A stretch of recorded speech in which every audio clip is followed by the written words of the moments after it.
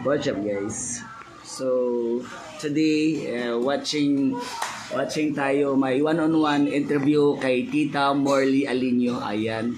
So yun, while watching, ayan. So I'm watching my one-on-one interview with Tita Morly Alinio. Ayan. So actually a bit, alam mo yun, medyo naiiyak ako sa sarili ko. Hindi to, alam mo, to lang, marami nagbabasa ako ng mga comment, no.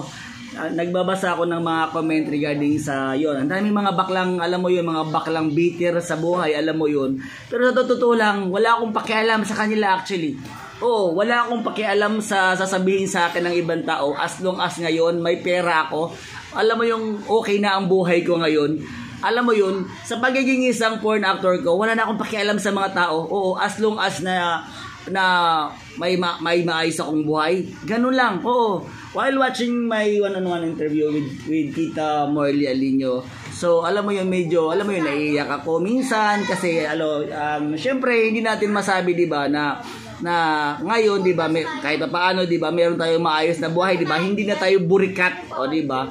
So, ayokong umiyak, no, kasi syempre kasama ko yung aking mga beneficiary. Ayokong nakakita ng aking mga beneficiary, ang aking mga bata, na baka sabihin na naman ng iba mga basher natin na plastic akong tao. Okay, no? So, wala akong dapat i-explain sa mga taong ito. Kahit ano man ang sasabihin nyo sa inyo, wala akong pakialam. Unang-una, yun nga, labi ko ang sinasabi sa inyo, hindi kayo ang nagpapakain sa akin. Okay? At hindi ako nanghihingi ng pera para mabuhay ako. Okay po? So yun, so while watching my vlog with Tita Morly Alinio, DZRS host, yan, naiiyak ako actually. Oh, alam mo yung magbabalik tanaw ako sa mga nangyayari sa akin. Yun. So, yun, marami ang mga nagtatanong sa akin, bakit ba hindi nilagay dyan sa vlog na yan kung paano ba, bakit ba napasok ko, bakit ba ako nagkakaroon ng skandal. So yun, so kung makikita nyo sa aking mga vlog, lagi kong pinapatamaan. Pinapatamaan dyan si Direk, si Baboy, si Big Pabi. Dahil si Big Pabi ang may pakana ng lahat. Si Big Pabi ang dahilan kung bakit ako nagkaroon ng skandal. So hanggang ngayon, hindi pa rin ako makapaniwala sa mga nangyayari sa buhay ko na alam mo yun, gumawa ka lang talaga. Oo, gumawa ka lang talaga ng kabutihan sa kapwa mo. Sigurado, oo, kahit sasabihin mong madumi akong tao. Oo, gumawa ka lang talaga ng kabutihan sa kapwa mo. Yun, sigurado ako, lalapitan ka ng swerte sa buhay mo. Ayan po. So, hindi ko na patatagalin ang ating vlog note. Thank you so much po sa aking mga sponsor po, sa aking international na mga Cherry Mobile. Maraming salamat po for choosing Jason Lee TV po as your official brand ambassador. And 888 PHP for choosing Jason Lee TV.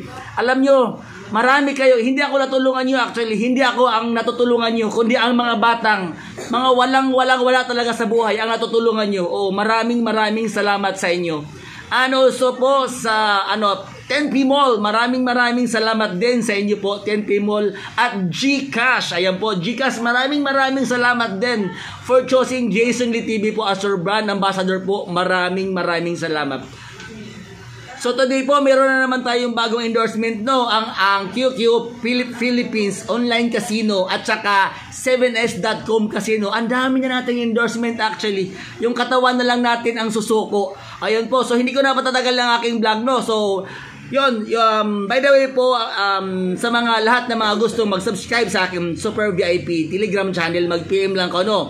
PM nyo lang ako, no, at Jason Lee 03. And please support my YouTube channel po. Road to 15,000 subscribers na po tayo. Maraming salamat for subscribing Jason Lee TV. At yun po, so meron tayong tinatawag na membership. Yun, yung mga gusto magpa-membership sa aking YouTube channel, ayan po, click na rin lang po, $2 lang po ang inyong babayaran para po maging member po kayo ng Jason Lee TV YouTube channel.